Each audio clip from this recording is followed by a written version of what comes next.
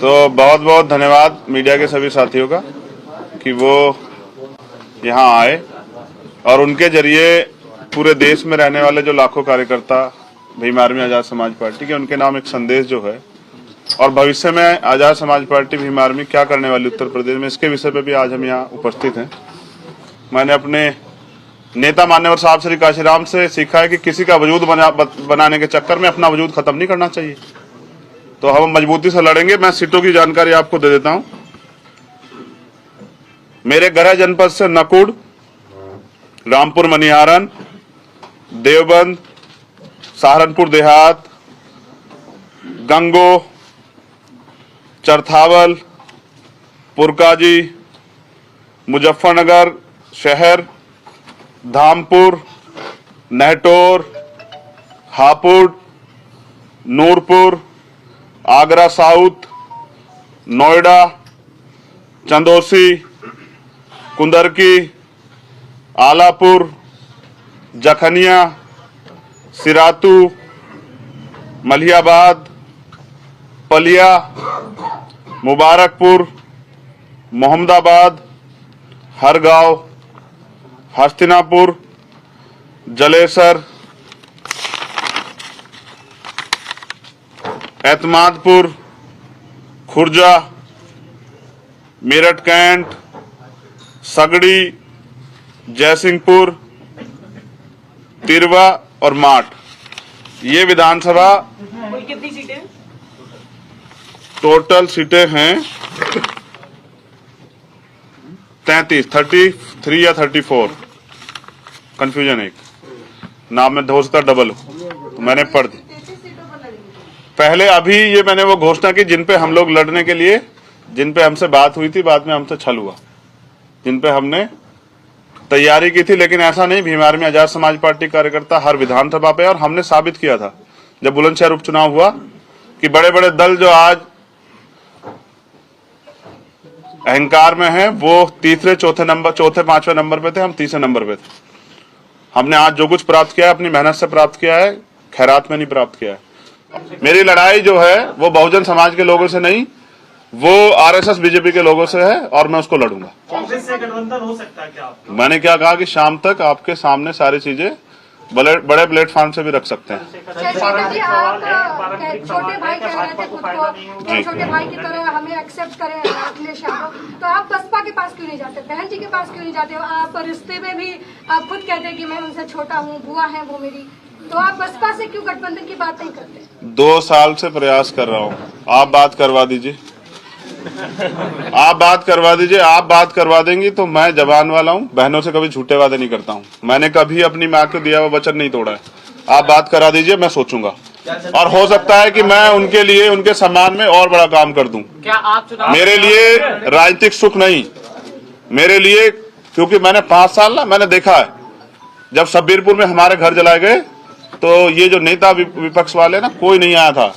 क्या पिछले 5 साल में आपने देखा जो आज मुख्य विपक्ष है किसी दलित के घर जाते उसकी दुख पीड़ा में? तो जो दलितों के आंसू नहीं पूछ सकता, जिनके सरकार में दलित अधिकारियों ने खून के आंसू रोए हों, वो समाज जो है ना अपने हक अधिकार की लड़ाई लड़ना जानता है। चंद्रशेखर जी, आप किस सीट से चुनाव लड़ेंगे? मैंने ये बात कही थी कि पार्टी जो आदेश करेगी, अगर मैं पार्टी आज भी आदेश करेगी, हमारे लीडर्स यहाँ बैठे हुए हैं, अध्यक्ष जी यहाँ बैठे हैं, प्रदेश अध्यक्ष जी, तो मैं लड़ूंगा गोरखपुर जाके। पहले ये था कि एक बड़ा गठबंधन पे उसमें ये सहायता थी कि मुझे कम काम करना पड़ता, मैं अपनी सीट पे जाकर लड़ता। लेकिन अब मुझे अपनी लड़ाई अपने साथियों के साथ मिलकर अकेले लड़नी है, तो मैं समझता हूं कि जहां जरूरत मेरी होगी वहां ज्यादा रहूंगा। हम पे उत्तराखंड का भी चुनाव, उत्तराखंड में भी हमारे 8 प्रत्याशी डिक्लेयर हो चुके हैं। देखिए, मुझे एक भाई ने मुझसे कहा था, आपके चैनल से वो जान जाएंगे, कि अगर चुनाव में हार जीत से डरना नहीं चाहिए, आप जाके लड़ो, क्या पता अगला 2027 आपका हो। और ये कही थी एक साथी ने बात, मैं आज उनसे कहता हूं कि मैं लड़ूंगा और हम सब मिलकर लड़ेंगे। दलितों ने लोकतंत्र बचाने के लिए, संविधान बचाने के लिए, ये अन्याय अत्याचार और जिस तरह से पूरे संविधान को खत्म करने का प्रयास किया जा रहा है, बहनों के सम्मान के लिए फैसला लिया था कि हम गठबंधन में जाएंगे, और अब उन्होंने फैसला लिया है कि वो किसी भी कीमत पे, एक चीज मुझसे छूट गई थी, मैं बता दूं कि आपको हमारे टिकटों में देखने को मिलेगा सामाजिक न्याय, जिसकी इतनी संख्या बारी उसकी इतनी हिस्सेदारी आपको देखने को मिलेगा। तो 30% टिकट दलितों को मिलेंगे, जनरल सीट पे भी दलित समाज के लोगों को लड़ाएंगे। दूसरा, उसके बाद 42% से 45% जो पिछड़े वर्ग के लोग हैं उनको टिकट दिए जाएंगे, जिसमें हिंदू धर्म के पिछड़े वर्ग के भी लोग हैं और मुस्लिम धर्म के पिछड़े वर्ग के भी लोग। उसके बाद 5% हम लोग एसटी के लोगों को भी टिकट देंगे, और बाकी जो टिकट है वो हमारा जो अन्य धार्मिक अल्पसंख्यक है, मुस्लिम, सिख, बौद्ध, जैन, पारसी, 18% मुस्लिमों को, और बाकी सबको मिला के 23% टिकट हम लोग देने का काम करेंगे। हम सामाजिक न्याय जानते भी हैं और पहचानते भी, और इसी में पैदा हुए हैं। हमारे नेता माननीय काशीराम और डॉक्टर अंबेडकर दोनों हैं। हमने लड़ाई लड़ी है और इतिहास गवाह, दलितों ने कभी इतना इस देश को धोखा दिया, इतना अपमान सहने के बाद, जाति सहने के बाद, और ना ही किसी और को धोखा दिया। जैसे नेताजी ने कल कहा था, एक नेताजी ने, कि ये लड़ाई बहुत लंबी है, राम मनोहर लोहिया जी और बाबा साहब लड़े और मान्यवर काशीराम साहब और नेताजी मिलकर लड़े। तो इस लड़ाई में मैं आपसे जानना चाहता, धोखा किसने दिया था? जब मान्यवर काशीराम जी ने मुलायम सिंह जी को मुख्यमंत्री बनाया तो धोखा किसने दिया? क्या आप मुझे बता देंगे? तो हमारे चरित्र में धोखा नहीं है, हमने धोखा ना दिया ना देंगे। और मैं फिर कह रहा हूं, उनसे मेरी लड़ाई नहीं, मेरी लड़ाई है बीजेपी से, क्योंकि पिछले कुछ दिनों में एक नौजवान हूं ना, तो बहुत सारी बातें दिल पे ले जाता हूं। आजाद जी, तो धोखे के बाद अपनी बात रखी, अब अपनी लड़ाई लाइन खींच के लड़ेंगे। और मैं समझता हूं कि अगर मेरे जैसे लड़ने वाले व्यक्ति को जनता सहयोग नहीं करेगी तो अभी जनता तैयार नहीं हुई है। चंद्रशेखर, ये क्लियर नहीं हुआ है अभी आपने जो गोरखपुर वाली बात कही, क्या गोरखपुर से लड़ेंगे? इसको थोड़ा क्लियर स्पष्ट कर दीजिए। मैंने कहा गोरखपुर का चुनाव कौन से चरण में है? लास्ट में छठे, बहुत समय है गोरखपुर में। पहले यूपी के और फेज के चुनाव लड़ा दें, तो जब उसके टिकट दूसरे पार्टी को डिक्लेयर हो जाएंगे तो हम भी अपना बता देंगे। चुनाव लड़ेंगे, ये बात है ना? मैंने क्या कहा कि चुनाव, अगर मैं तो उस वहां से जहां से जो विकल्प ये बन रहा है कि उनकी सरकार ही बन रही है, वो चुनाव लड़ा रहे थे। मेरे लिए चुनाव लड़ना नहीं, चुनाव लड़ाना बहुत जरूरी है। मुझे दलितों ने कमान सौंपी है, बहुजनों ने, दलित, पिछड़े, आदिवासी और माइनॉरिटी के लोगों ने, अन्य धार्मिक अल्पसंख्यकों ने। मैं उनके सम्मान की रक्षा करूंगा और उनके अधिकार रक्षा करूंगा। ये जो 33 सीट आपने कहा है, तो इसकी संख्या आने वाले बढ़ेगी और हमारे कार्यकर्ता मजबूत हैं। जब हमने एक साइकिल यात्रा चलाई थी तो पूरे उत्तर प्रदेश में ये माहौल बन गया था कि ये कहां से इतने कार्यकर्ता आ जाते हैं। वो कार्यकर्ता अपने स्वाभिमान सम्मान रक्षा करेंगे और वो ये भी साबित करेंगे कि उनको कैसा नेता चाहिए। वो नेता जो 5 साल अपने कमरे में सोता है और चुनाव के समय बाहर आता है, या वो नेता जो अपनी बहनों के सम्मान के लिए जेल भी काटता है, मुकदमे भी झेलता है, लड़ता भी है और कभी झुकता नहीं, जो स्वाभिमान सम्मान की लड़ाई सामने खड़े होकर लड़ता है। आज लेकिन आपके स्वाभिमान की जो कीमत है वो बीजेपी की जीत से आपको चुकानी पड़े तो चलेगा? बिल्कुल नहीं, लेकिन मैं समझता हूं कि अगर मैंने आज अपने लोगों का स्वाभिमान गिरवी रख दिया तो शायद जो रीढ़ की हड्डी हमने पैदा की है अपने समाज के लोगों में, वो कभी उठ नहीं पाएगी। और मैं समझता हूं जितनी जिम्मेदारी मेरी थी उतनी जिम्मेदारी उनकी भी थी, जिन्होंने नकार दिया, जिनको जरूरत नहीं थी। तो मैं अब इस पे नहीं चर्चा करना चाहता, वो अपना चुनाव लड़ेंगे और हम अपना लड़ेंगे। लेकिन मैं ये बताऊंगा जरूर कि सामाजिक न्याय का जिनको ताजा ताजा सा रंग चढ़ा है, उनकी सच्चाई क्या है, मैं आपको लगातार बताता हूँ। ये 2 सवाल जी फाइनल। 2 सवाल इधर से, नोएडा से। भाई ये पार्टी के प्रदेश अध्यक्ष जी बताएंगे मुझे जितने। 2 सवाल छोटे-छोटे इधर। जी मैं तैयार हूँ। ये कहते हैं कि जो सामाजिक न्याय का ताना बाना, जिनकी नाम ले रहे नाम नहीं ले रहे जी, अखिलेश के बारे में कहते हैं शायद जी, तो वो क्या इसका नुकसान उनको माइनॉरिटी दलित समाज की तरफ से मिलेगा क्या?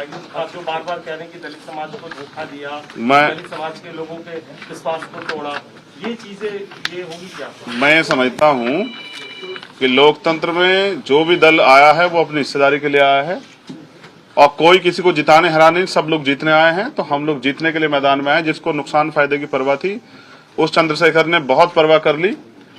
इतना झुकाव तो चंद्रशेखर ने तब भी नहीं लिया जब उसके जीवन पे भी जो है ना, जीवन रक्षा पे भी बात आई थी, तब भी उसने इतना झुकाव नहीं लिया। ये लड़ाई सिर्फ जो है लोकतंत्र बचाने की और उत्तर प्रदेश बचाने की थी, क्योंकि नेताजी चुनाव के बाद अगर सरकार नहीं बनेगी तो लगा के ईवीएम पे आरोप, घर में बैठ जाएंगे सारे नेता। सड़क पे सिर्फ चंद्रशेखर आजाद दिखाई देगा अगले 5 साल भी आपको। जब अखिलेश यादव से पूछा गया गठबंधन में उन्होंने 2 सीटें, उन्होंने आरोप आप पर लगाया, जब 2 सीटों की देने की बात हुई तो वो किसी से फोन पर बात करने के लिए गए और उसके बाद उन्होंने मना कर दिया। वो आप ही पर कह रहे हैं, किससे बात हुई थी आपकी तक? देखिए यही तो पीड़ा है कि जब आदमी व्यक्ति की पहचान नहीं कर पाता तो फिर उसका खामियाजा भुगतना पड़ता है। अभी जो लोग उनके पास आए वो पहले कौन से दल में थे? मैं ये समझता हूं कि हमारे यहाँ लोकतंत्र है और हमारे यहाँ फैसले भीम आर्मी की टीम लेती है। आजाद समाज पार्टी हमारा राजनीतिक दल है, लेकिन हमारी असली ताकत भीम आर्मी है और हम जो भी फैसला लेते हैं, देखिए आप भी अगर मेरे पास आए किसी प्रस्ताव को लेके और उस प्रस्ताव से ऊपर नीचे कहीं बात होगी तो क्या आप अपने आप फैसला ले लेंगे? मैंने फैसला इसलिए लिया क्योंकि मुझे पूछना था, जिस प्रस्ताव पे मैं गया था उस प्रस्ताव को वहां खत्म कर दिया गया, एक नया प्रस्ताव आया, तो मुझे पूछना था उन लोगों से जो हमारे लीडर्स हैं भीम आर्मी के कि भाई अब हमारा ये प्रस्ताव है, हमें क्या निर्णय लेना है। और जब उन्होंने कहा कि आपको अपने स्वाभिमान सम्मान की रक्षा करनी है तो मैंने मना कर दिया कि मेरे लिए विधायक और मंत्री पद का कोई पद मायने नहीं रखता, मैं इसको ठोकर मारता हूँ। अब हम लड़ाई अपने बलबूते लड़ेंगे। धन्यवाद। और मैंने समझ दिया था सर। बीजेपी वाले आजकल खाना खा रहे दलितों के यहाँ जाकर के, कैसे देखते हैं उस पूरी प्रक्रिया को? तो आज भी वो दलितों को अछूत मानते हैं और बर्तन तो अपने ले जाते हैं, गिलास भी ले जाते हैं, प्लेट भी ले जाते हैं, सब कुछ अपना ले जाते हैं। और ये वही बीजेपी के लोग हैं ना जिन्होंने हमारी बहन को रात को 2:30 बजे जला दिया था, उसके परिवार को भी नहीं मिलने दिया। ये वही बीजेपी के लोग की बात कर रहे हो क्या? मैं इन्हीं के खिलाफ तो हूँ, इसीलिए इनसे तो देश को खतरा है। जो आज तक भी समरसता की बात करते, समानता की बात नहीं करते, उन्हीं के खिलाफ तो लड़ाई है। एक सच्चाई आप नहीं देख पा रहे मीडिया के साथियों, प्रधानमंत्री जी 56 इंच के सीने की बात करते हैं, लेकिन सच है कि चाइना से आंख नहीं मिला सकते। उसका कारण ये है कि देश चाइना के हाथों बिकने की कगार पे है और इन्होंने पूंजीपति आके देश को गिरवी रख दिया है। ये चुनाव जो है भारतीय जनता पार्टी आगे क्या बेचेगी इसलिए लड़ रही है। सर, अखिलेश जी के पास आप गए थे, उन्होंने कहा था कि हम दलितों की बात करते हैं, उनका विकास करेंगे, उनके अधिकार की बात करते हैं। क्या वो कुछ भटक गए हैं अखिलेश जी दलितों को लेकर? ये मीडिया के साथ ही बैठे, मैं पूछना चाहता हूं क्या पूरे अब तक के मैनिफेस्टो में दलितों के लिए एक कार्य आपने देखा? जितनी बातें आज तक उन्होंने की सभी उस पर क्या एक नीति दलितों के विकास के लिए बताई? तो मैं समझता हूं कि मैं उनपे अब बात नहीं करना चाहता। आप, मुझे लगता है उनको और मुझे एक सेकंड, मुझे लगता है आप मेरा उनका झगड़ा करवाना चाहते हैं, मैं उनसे झगड़ा नहीं करना चाहता। सर, एक आखिरी सवाल, आपने समाजवादी पार्टी पर बोला, आपने बीजेपी पे बोला जी, कांग्रेस पे खामोश। मैं ये पूछना चाहता हूँ, कांग्रेस से गठबंधन हो रहा है नहीं? मैं ये पूछना चाहता हूँ क्या यहाँ कांग्रेस की सरकार है? नहीं, आपका गठबंधन। मैं क्या कह रहा हूँ ये बताइए ना। समाजवादी पार्टी के साथ तो गठबंधन पे आप मुझसे पूछ रहे हैं, मैं क्या कह रहा हूँ?